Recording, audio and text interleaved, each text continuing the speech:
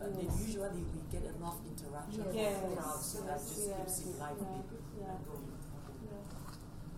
So why don't you sit next to the presenters? Okay. Because that's a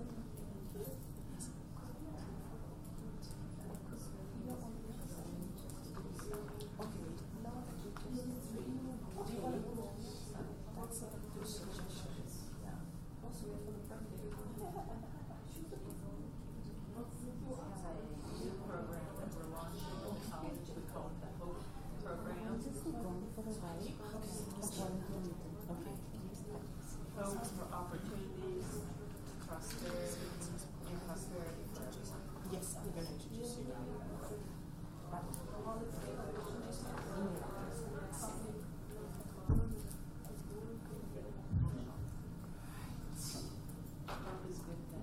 Okay, good evening everybody. We're so glad to have you here. We have wonderful speakers, and they're going to be talking about how small businesses can stimulate creativity and innovation for growth. And that is so useful now with the high rates of unemployment in so many parts of the world. Many people are really seriously considering becoming self-employed. So I believe that you people are going to bless us with information that is going to help us, or we are probably going to be channels to maybe encourage someone else with what you say here today. So thank you so much for coming and sharing your wisdom and your knowledge with us. And I keep saying, I've said this like how many times today, I'm not going to try to pronounce anybody's name. I'm going to let you do that yourself. So thank you so much.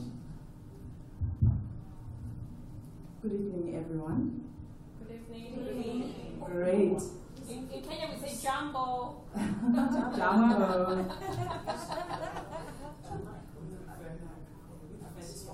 She prefers my mic. Yeah, I don't like cables running around. I'll end up tripping.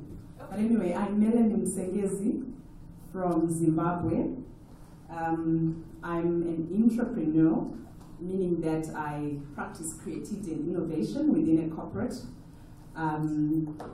The business is really a telecom company, the biggest in my country. So I've the pleasure and fun of being creative in there. But in my spare time, I love meeting up with different types of women who run small businesses. I love mentoring, coaching, and inspiring them. Who's in business here? Whoa. Oh my. So I'm speaking to the right people. And I'm very excited that I'm speaking to the right people. Anyway, just to start off, our topic is going to concentrate on innovation and creativity. There are many aspects to a business, but we're going to focus on the two aspects.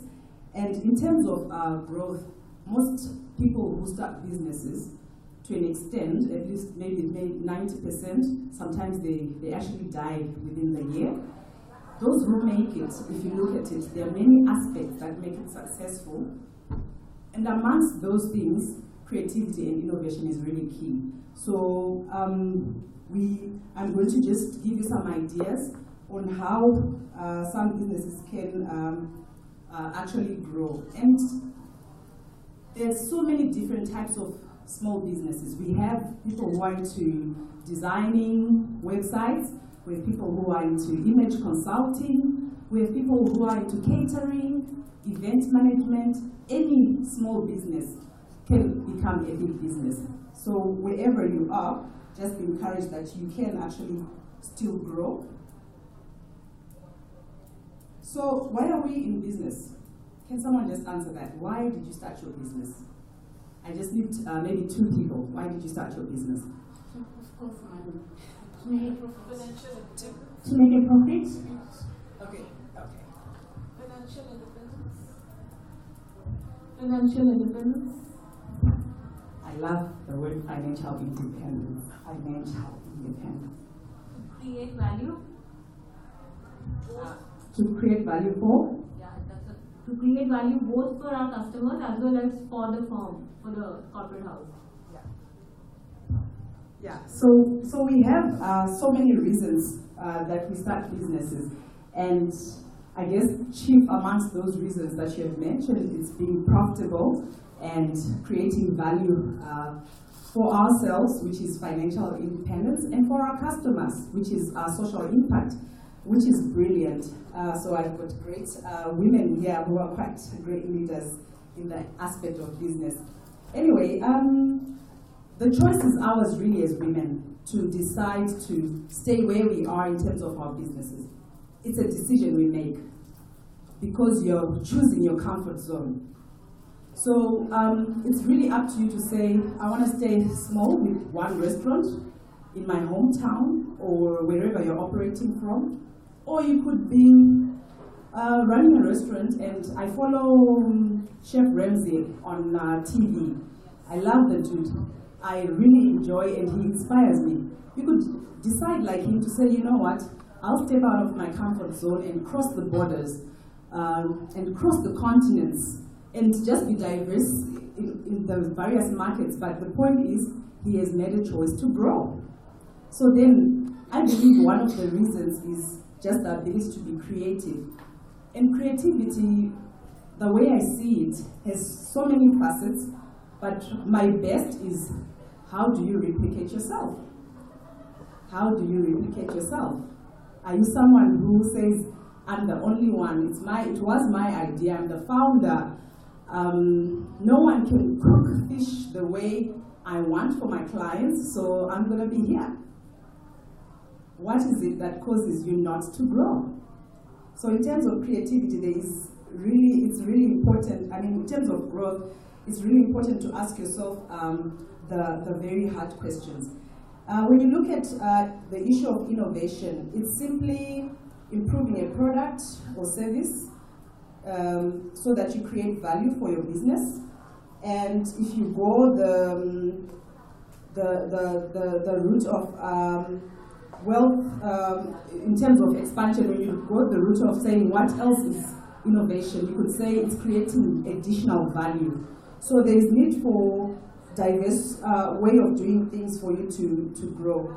So to be practical, just to be very practical as women, I believe there is need for us to take a big risk. And the risk could be just delegating someone to do what you do today. Yeah? And not sticking to the comfort zone. There is need for serious self-confidence.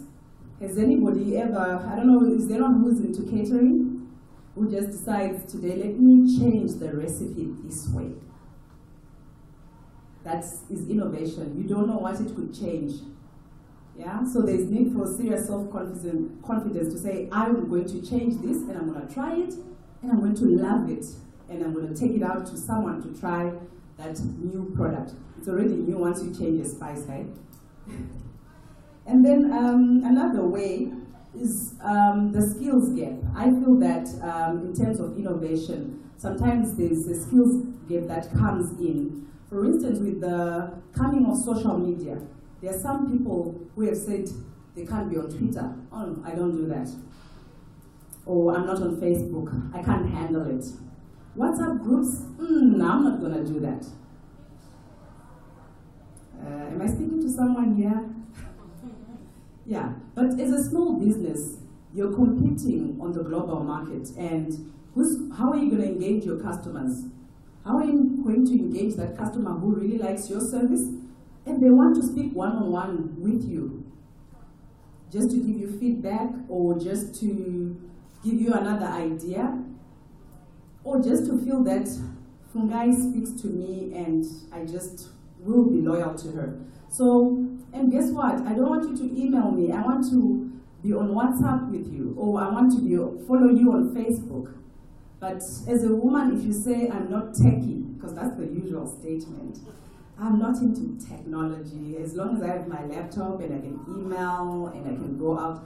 But how do you then stimulate that innovation if you do not want to follow the trends?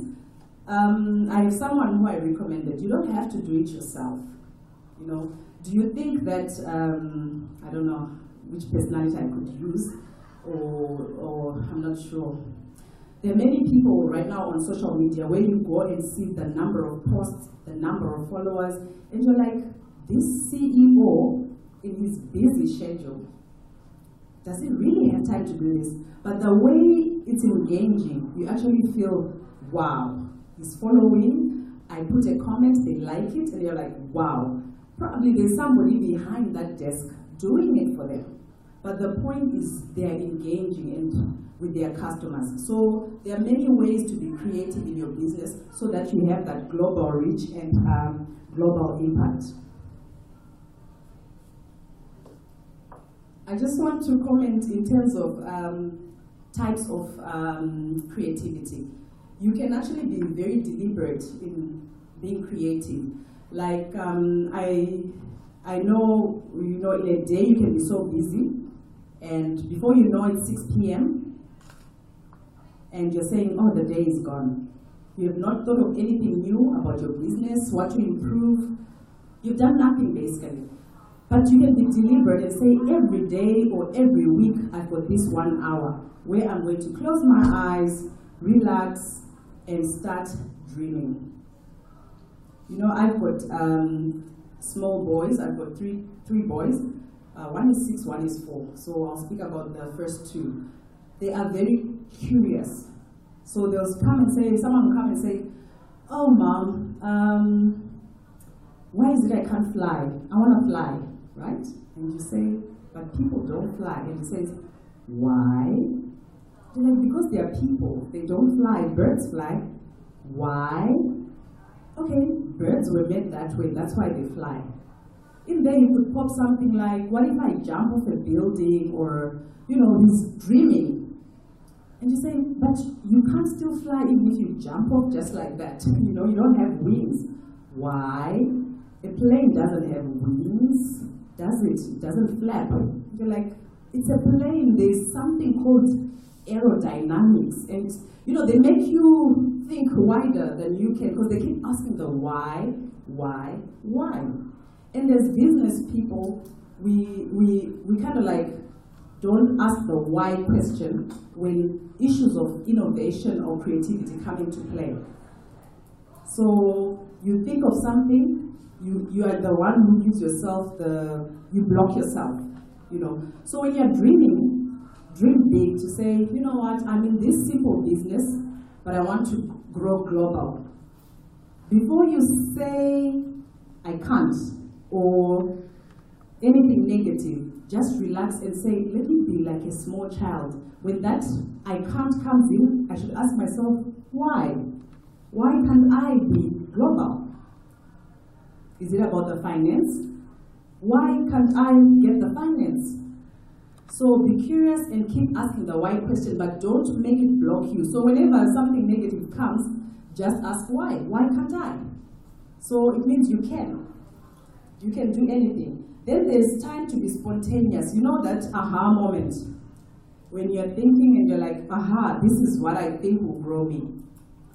Most entrepreneurs will end on that aha moment and allow it to fizzle out quickly, because they then don't capture it and pursue it. To pursue it, remember I spoke about risk. It means you need to take the risk again. And To write it down means that you don't lose that fizzle. After 3 days, you can ask yourself, but I remember that aha moment. What made it jump out? You can reflect on it because you wrote it down. When I wake up in the morning, sometimes I wake up and I say, what did I dream about? I remember it was exciting, and I've lost it. I've totally lost it. So as an entrepreneur, take time to be capturing your spontaneous aha moments in terms of ideas that you come up with. Then in terms of emotions, sometimes you actually need to positively feed yourself with, some people say, they call it affirmation. To really affirm yourself every day in terms of growth and creativity and your idea, so that you believe it, you grasp it, and then from there you start living it. There are some people who will go about saying, I'm a millionaire, but do nothing about it. But there are some people who believe it and dream it. They start saying, I'm a millionaire, and they start pursuing ideas and actions that help them get there. If you decide to say, I want 1 million customers today, and you are not capturing the markets from a global perspective, and maybe your country or your city is very small in terms of population, so where are you going to get the 1 million customers? If you're not taking the actions towards getting the 1 million from across the globe. So it's very important when you put emotions in your creativity. So I'll just tell you also a short story. I had a friend of mine who was in the tailoring business, fashion and design. Okay, that's right. Yeah. Okay. So she was in the tailoring business, and what she did was she could barely feed her family, and she spent most of the time trying to get things happening. But she'd be so tired by end of day, no money in the pocket, no money anywhere. She can't pay school fees for her kids. But for me, what I was seeing was so much potential and talent. So she had the skills, she had everything. Then after speaking and sitting with her for just to see what's going on, we managed to come up with different ideas, though she resisted most of them, but it was because she just had so much fear. But today in her business, she doesn't need someone to order clothes without the customer paying. That's how the business has grown. That's the market she commands, where someone actually comes up front, gives her $500, please do A, B, C, D for me, because her brand has become that trusted brand. She can afford to say, I am so booked and full. Can I book you in 3 weeks' time at this point in time? That's how a small business can just grow and bring value to someone personally and give that freedom and also impact the family. So I think as women, let's go out there, take risks, be creative, be deliberate in the way we think and the way we push our ideas forward. I'll then hand over to, okay, I'm also not pronouncing the names.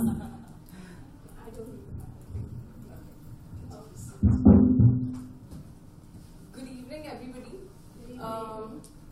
So Mellany spoke about different things what you can do in your business. I'm actually going to give you a little different perspective about how small business can create creativity and innovation.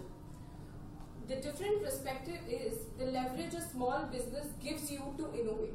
When you go on to invest a lot in your business, it becomes bigger. And when it becomes bigger, the channels get uniformed. So there are hierarchies, right? In a company where there are only 5 people working, I can do whatever I want, and the people who are in my team can come to me at any point of time and say, ma'am, this is what I think we should do tomorrow, and we have the leverage of doing it. That is what a small business gives you. What differentiates you from a bigger business in a small business is the hierarchy and uniformity of a business constraint. The levels are not there. You are more focused towards channelizing your energy towards doing something new all the time because of the fact that you don't have so much at risk. The risk comes from money, the risk comes from people, the risk comes from the number of customers you have, the number of clients you're dealing with, the kind of scope which you've already had in the business, and the reach which you're going on to. When we talk about small business, we often misunderstand it with cottage industries, small industries, probably somebody who's running a place with 2-3 people. For me personally, I feel small business is something which can be run by one person also and can be run by 10 people also. It is about the bandwidth you are actually in. When you talk about small business are basically small ideas. They are not those big ideas to lead into the mass markets where actually they deal with external number of clients and people which are investing in it. It's about your idea at that present moment and how you innovate to make it new. If we go to talk about it, we see India or other parts of the world where there are different industries which are spread out, which are small. So in India, we see that the south of India has a lot of influence of silk, which has already been there, and they are very small industries. Now, we see that has been evolving over a period of time. So if you see designers come up, they go to those small industries, they get those things. They're very small-time designers. They will have one store in one of the localities and they would be selling that 5,000 sari for 50,000 and somebody would buy it. That is creativity and innovation. It actually is, because in a business, you are there to make money. You are not there to give your time for nothing. It's about how you ideate to opportunize something to make it big and reach to the market. Today we were attending a session earlier than that, and she's there with us. She's running a social skill development program where she teaches women hand block printing. Now when we connect, like I personally, who I deal with home decor products, we usually go to Jaipur, which is a part of India where hand block printing and other kinds of printing is a very big market. Like, you know, there are a lot of people who are into this. The industry is really big. Today when I go to see of it, I think for me, as a small business, the opportunity of creativity is higher with her because they have people who can mobilize things which I want to. When you go to a big scale, people want big numbers. You don't have those big numbers. That is where your creativity loses. You are unable to do what you want, which is where the power comes in of a small business. You go out there, you tell people that, okay, we are ready to work with smaller units, we are ready to work at smaller numbers, we are ready to work with smaller people in terms of their bandwidth. But what you can do is you can innovate. Today, I want a certain kind of print. If I go to a big manufacturer, I can't probably do it because they want me to get 10,000 pieces, which I can't afford to in a small business because my bandwidth is not that much. That's where the small business and small cottage industry comes into play. When we talk about skill development in terms of creativity and innovation, why we connected with small business is because we deal with bigger people. India is a really huge place. The population is so big that we think that there are so many people to deal with to develop something. You go to Ireland.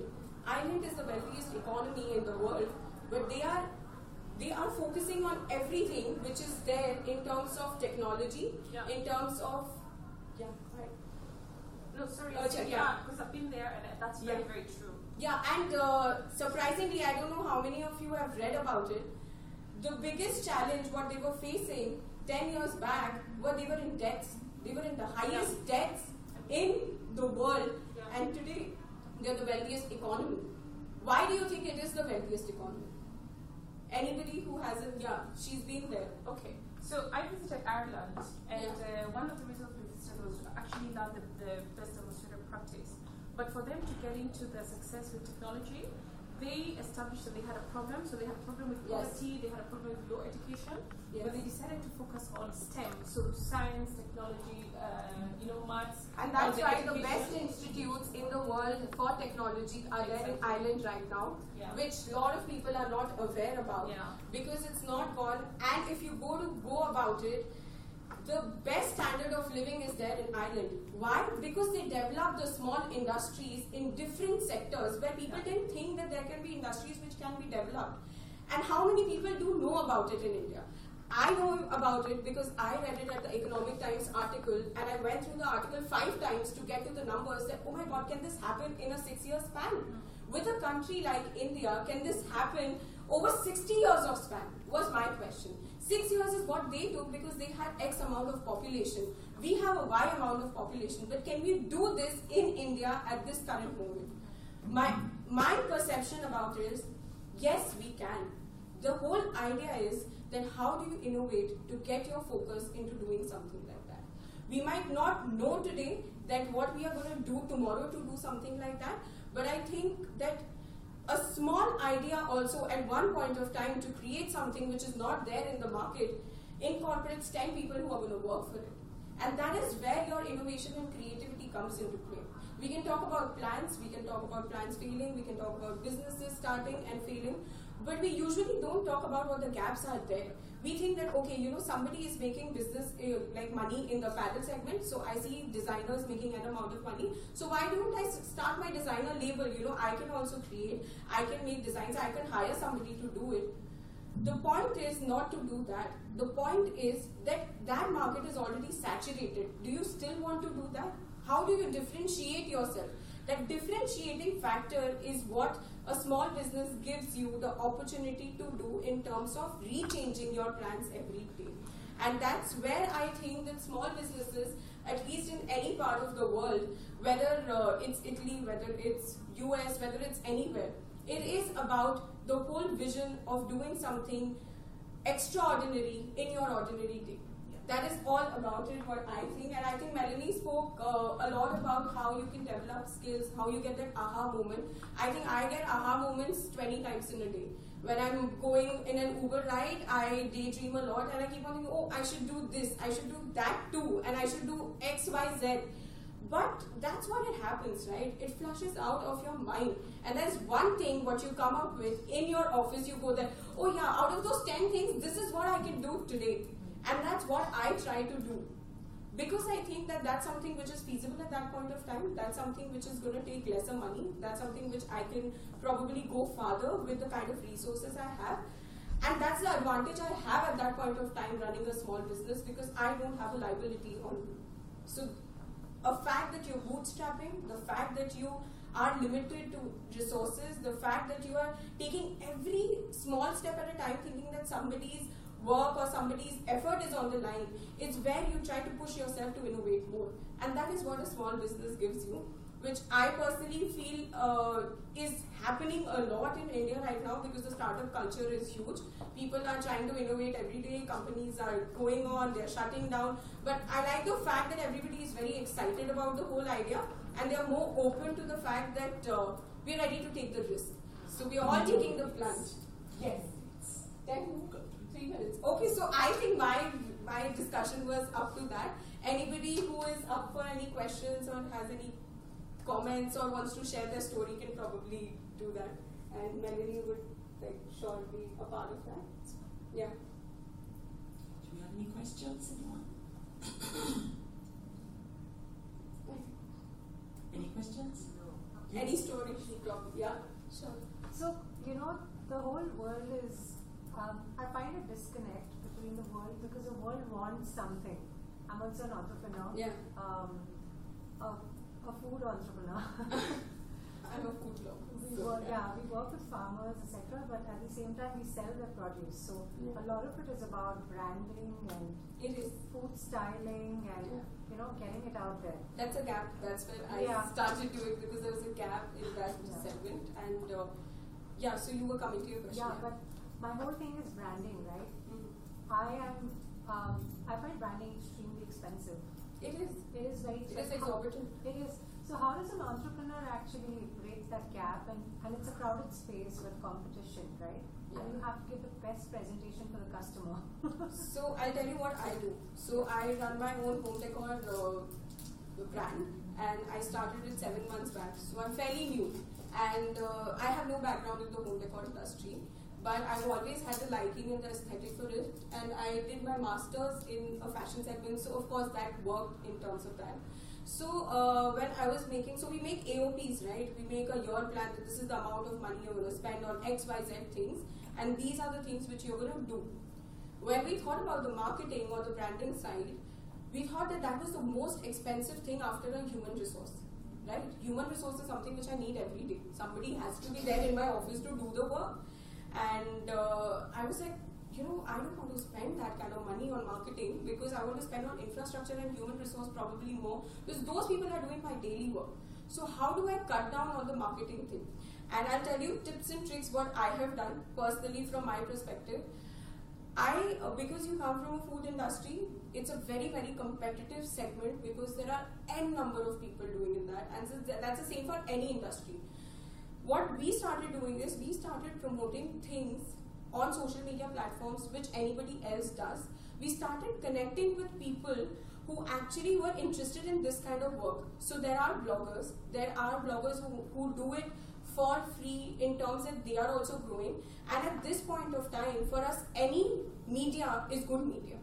Today, I am at this forum talking about things because I think this is a platform which connects me to n number of people who are going to go and talk about it, right? Today, I am standing here because of the networking phase, because I know that this is what is going to give me return in the longer period of time. In terms of branding, when you go to see about it, do a lot of things in-house. Start writing like when you write. So we started blogging. We started blogging in-house. We started writing articles. Share your story. Like what we personally felt is that people connect with your story. Today you can connect with my story. You're not going to connect with XYZ story. I'm going to say X person is doing this in their life. You're not interested. You're interested in what I am doing with my thing. Start doing that. Share that today I made a weave, or today I plucked something from there and this is getting converted into something. When you make a story, people get imbibed into it. People love stories. Everything is around stories, right? I love stories. When I hear it, I get very inspired. We see inspirations all the time, but an inspirational quote from a random person won't make sense, but from a legacy makes sense, right? We also talk a lot about things. Share your stories. Share how you are developing things from point A to point B and how you are different. Talk about that these are the people who are working with us. These are the products we are doing. These are things which are different. Go for platforms which probably give you a leeway.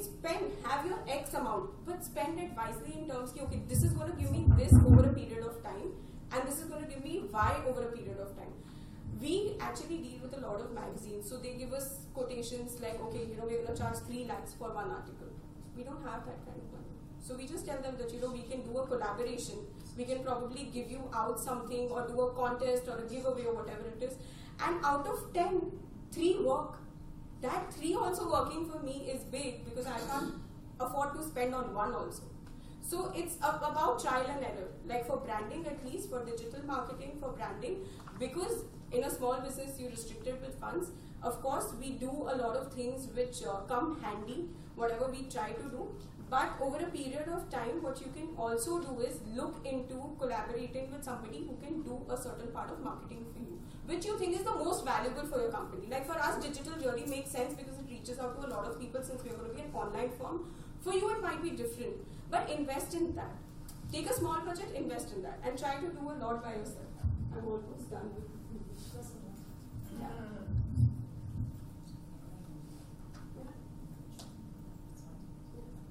Yes. Any more questions, anyone, or any contributions? I just, if there are none, I just wanted to add to the question that you asked about branding and small businesses. I'm by no means an expert in this, like these 2 ladies, but just from my own experience. Branding, of course, is very expensive, like you said. And I realized that depending on the culture, the environment that you're in, the demographics that you are trying to reach, you sometimes understanding the culture can help you save some money. Let's say, for example, how did I design, I'm also a fashion designer, and I take, of course, pleasure in what I do. And I remember when I wanted a really good website, and I went and met somebody who was really good at it. And the price he asked, I was like, where was I going to get that kind of money? So, but then I remember that, okay, in the US, the culture is such that people love giving back to the community, which again is something that I do because I'm also a chaplain. So then I decided, I said, you know what, I don't have money to create the kind of sophisticated website that I would like, for the kind of clients that I'm hoping to reach. the one thing that I knew that I could do was give back to the community. So what I started doing is, instead of organizing, fashion shows are so expensive. So what I did was that I made sure every time I have a new design, collection of designs, I did a community event, something to benefit the community, raise awareness about certain things that I know are not trivial things, really serious things that I know people are probably not talking about as much as they should. And so what the result of that was, even though I didn't have a website, and I still don't have a website for my fashion business, but independent people started writing articles about my work. So that, to me, really helped me, because I tell people, I say, I don't even have a website because, I'm still working on that. I say, but if you want to know what I do, just put my name on Google and articles will pop up. And those are articles written by other people that I didn't even ask for. So there's no reason, because if I have my website, I can say anything about myself. So this has helped me in terms of branding, that I found that way to be, to go around, having to spend a lot of money on that expensive website. And then not to mention the goodwill, the community, if they like what you're doing and what it's all about. And just to give a testimony, I did a fashion show to help raise awareness for about human trafficking. And some of the girls that modeled they themselves, some of them were survivors of human trafficking. So we couldn't have the press take pictures of them because we still had to protect their identities. And one of them was even working with the FBI to bust a human trafficking ring, so she couldn't do much. The good thing was that other girls volunteered to model with them. So the other girls who volunteered, they could take pictures, they could write about the whole thing and stuff like that. And that young lady, the one that I mentioned, she went on and got married. She went on and got married, and she even used one of the dresses that I had on the show to get married. But now she's thinking of making her movie. You see what I'm saying? And so the point I'm trying to make is that branding, after all, the things that we produce is for the community anyway. So just go around it by finding a platform to serve the community with what you do. And I found that's how it worked for me, and that has opened so many doors for me. Just from, people, I haven't written anything about myself on the website, but people heard about me from someone else, and that someone else called me, and then that someone else called, and it keeps going. Thank you so much. I'll just comment, then I'll get your two questions. Branding is indeed expensive now, like now. But once you invest in it, the long term is your brand speaks, and you don't have to put much. You will still maintain it, but you will not have to put much. And the two testimonies here are also important for you to think through and take up, because with social media now, you are able to actually invest in very cheaper methods of building your brand. And for me, social media works. I have a friend who is based in Australia. On her Facebook, she's got over 100,000 followers, and she does makeup. Simple. And now she's exporting to all countries. Imagine on Facebook imagine if we connect today on Facebook, and I start exporting to Zimbabwe, exporting to Canada, exporting that product. She has built a brand using Facebook. In terms of simple businesses, like you said, you're in the food industry, you have your name, you can put it on your own vehicle, you put a sticker, properly done, on your own car, which you use at home as you do your school runs. If you do that, people are asking, what is this about? And you're like, I'm in the catering business. Okay, can you come and make dinner for our family? And I've got delegates, I've got this. Or you can even go in and say, I'm just here to give you sample of this, sample of that, and you start growing bigger, but using a small budget. So it's important to be very, very creative in the aspect of budget. On my blog, I normally write about marketing yourself using a shoestring budget. I like that topic because every year people always talk about it. And if you want to see it, you can visit my blog. I'll give you my my card and you can see that. I'll take 2 questions here. Okay, thank you very much, Mellany. Earlier on, you highlighted that for you to be innovative, you also have to learn to to invite someone and trust them to do what you're supposed to do. How do you get to that level where you start to learn to trust that someone should do what you're supposed to be doing? Because I find myself having a challenge with that. Mine is not a question per se, it's more of a comment in terms of some of the experience of how small businesses can actually amplify their message by embracing digital. I like it when you talked about the shoestring budget, because a lot of us work with shoestring budgets. What I noticed is when, for example, you look at a press advert, I'm in marketing and corporate affairs. When you look at how much you spend in my country for an A4 size, it's about 1,200 just to put an A4 size advert in the newspaper.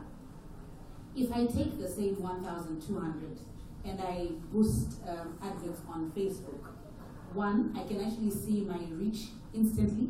I can also see and measure the impact, of which if you put an advert in the paper, you can't really tell how many people bought that newspaper, how many people actually saw your advert. But on Facebook, you can actually get those analytics to say who clicked, where are they, how old are they, their gender. There's a lot of analytics you can get from social media. So for me, I think that's where small businesses really need to be in terms of growing, because the level of investment is low cost but high impact. So I think it's about time that a lot of small businesses, I know they are a bit of digital media averse, but I think that is the future in terms of embracing that to grow their businesses.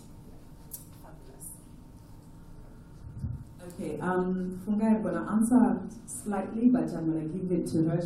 She runs a small business and she obviously trusts people, so she'll give you a real life example. But my encouragement is in terms of small business for you to grow. Let's say you are one-man person running it. It's really important, obviously, to establish your style, your brand, and everything. But you need to impart the same to the next person so that you replicate yourself, or so that you grow in terms of finance. Let's say you want to expand in terms of your profitability. You then have to pass on that DNA, as I would call it, or pass on the vision and style. How you do it from a practical perspective, she will also share. Okay, sorry, just before you start. As soon as she finishes sharing, the remainder of the time that we have, I always try to make us finish a few minutes early so that those of you who want to talk to them personally, exchange cards, because after that there's another event that is going to be here and we don't want that event to start late.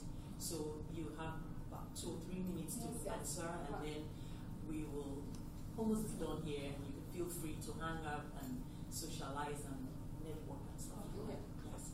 So I want to understand your question once again. Can you just take me through what is the exact issue in here? her presentation, she also said, when she was talking about innovation, she said like if you use your own recipe, try to invite someone to come in, probably they'll come up with better ways, so to speak.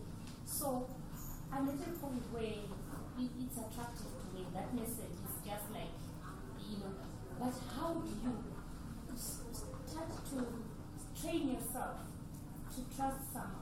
Somebody else, Something else to do something what you're supposed to do. to let go. To let go. So these are inhibitions.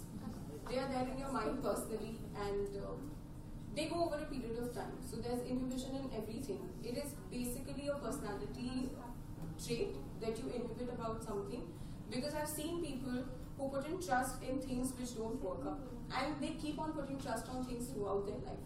It is because they come from that kind of personality, that optimism, and that inhibition, what you have personally or in profession, has come through different instances in your life which you have faced, right? You might have put trust on something, it didn't work out, You put trust on something else again, it didn't work out. So now you feel reluctant to the fact that should I give it to somebody else to do it? Because I don't know how it's going to happen. I might be able to do it better. But trust me, when you are in the business, you can't do everything by yourself. You can't. People are going to make mistakes, and people are going to make mistakes every day. People are going to go wrong. They're going to make you have losses in your business. They might not be able to do things right. But the fact that you have to be perseverant about the fact that they are going to do it is what has to come within over a period of time. So you compare yourself doing that to somebody else. That comparison has to stop at that point of time. You have to give in that trust that, okay, if I have let go of that thing, I've let go of completely. I don't have expectation. That person is going to do the best what they can. Why you have to do it is because of the fact that they are also learning. They are not experts. So you invest in people for them to learn and give you something back. And that's going to happen over a period of time. And that's what we do in our daily lives. So I feel the way I can clean my room, my house help, or nobody else can clean it, right? I don't even give the permission to my mother to go and clean my wardrobe because I somehow feel that, oh my God, this is something which I can do the best. But the fact that I can let go of that inhibition for somebody else to come in and do something for me is me opening up to the world, saying that, okay, there is nothing which is constant, there is nothing which is going to remain forever. I have to let go and probably delegate. That is where delegation comes. If you can't delegate, you can't work. You have to let go of the authority to flow in the hierarchy. And that's how bigger businesses work, right? Small business, you can have authority over you. Today, if I have 3 people, I know I'm going to take all the calls what they're going to do today. Tomorrow, you're going to have 50. You can't talk to 50 people in a day. So that delegation will come with the letting go of inhibition. And that is a personal trait. You have to start from point 1, but you're going to go to point 10 over a period of time. And you have to start with the smallest thing. Today, you don't like your toothbrush in a certain way. Give it to somebody to keep it in the drawer. Let them do it for 5 days. You'll feel that, oh my God, I'm letting go of that thing. And those are small things. From those small things, you go to bigger things, right? So that is how I personally feel that I do it. When I probably let go of the smallest of the things, I go to the office and I do the bigger things and I delegate. Or else I always feel that constantly that we all go through that OCD thing. We're very used to that. I can only do the best. When you're running a business, you're an entrepreneur. People tell you, oh, you are running the business, you're an entrepreneur. So you feel that zeal, that, oh my God, I am the one who's taking the call and I can do it the best. But actually you can't. You can't. So that is something which I personally feel is... That's a very good answer and a good question too. Thank you. Thank you so much. Thank you, ladies, for all your insights and your encouragement and the questions too, as usual. I always believe that the questions motivate the speakers, and it encourages them because then they know that you are actually listening and enjoying what they're saying, and you're all engaged. So I just want to say that the speakers, we are never able to do our best work without the audience. So thank you for being such an amazing audience and asking the right questions. And we are kind of out of time, but you're free to stay here and network and talk to them one-on-one if you want to, because we've got to respect time. In a few minutes, another group is going to be coming in here. So if you wanted to take anybody's card and stuff like that, take photos now would be a good time. And I have got to leave you people. I have got to go because I'm got to be speaking in a few minutes. Room C2. So anybody who wants to know anything about how coaching can be used as an agent of change in social environments for development, please feel free to join me. Otherwise, you could also stay here for the next program that is also going on.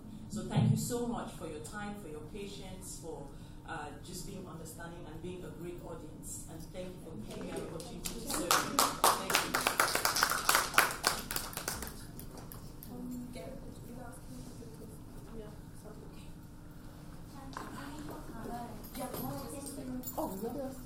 Yeah, come, we'll take a group photo. Come, everybody.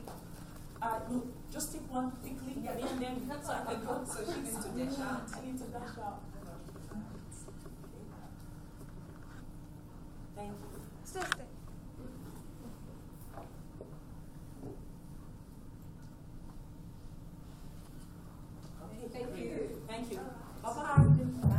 hopefully see you all tomorrow. Bye.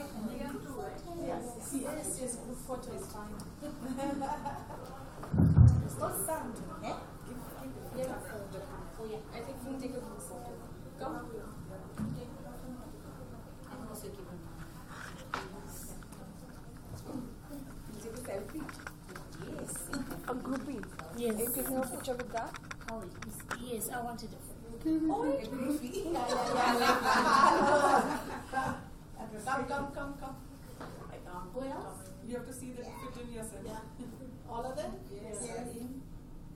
oh lovely. Shivani, come. Yes. Shivani, come. Yeah. I can take a few more. Okay. He's taking Another a groupie. Yeah. Oh, this is a nice angle. Everybody's there? Yes. Thank you. you. Can you try my one as well? He's allowing to take so that we can, Yes. Right? Ready? Not the. They're in the center one. Oh, The center. yeah. Yeah. Oh, thank you. Thank you. Okay. Thank you. You'll have to try one more. I'll send it to you. Yeah, Just try it's one better. more since you're becoming an She is an expert. Ready? Yes. Thank you. Lovely. Did you manage to take? Did you manage?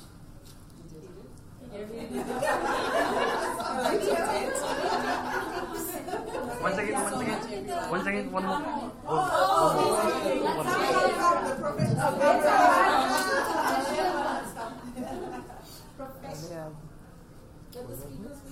Yeah. Oh, yes. This map side. Oh, I need to come. This side. Okay, yeah. Yeah, okay. Look at this camera. Hold. Once again. Cheese, smile. Wait.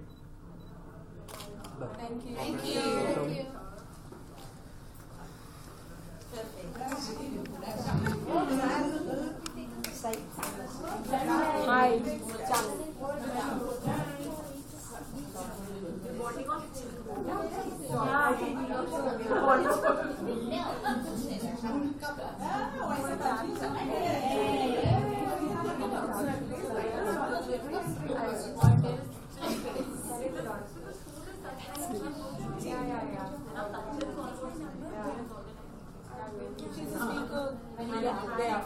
Okay, I'm so sorry, I'm traveling from the part of the community. I have my own home decor lifestyle brand, which I started about 7 months back. So we're doing products and services. We're getting into the rental section for decor.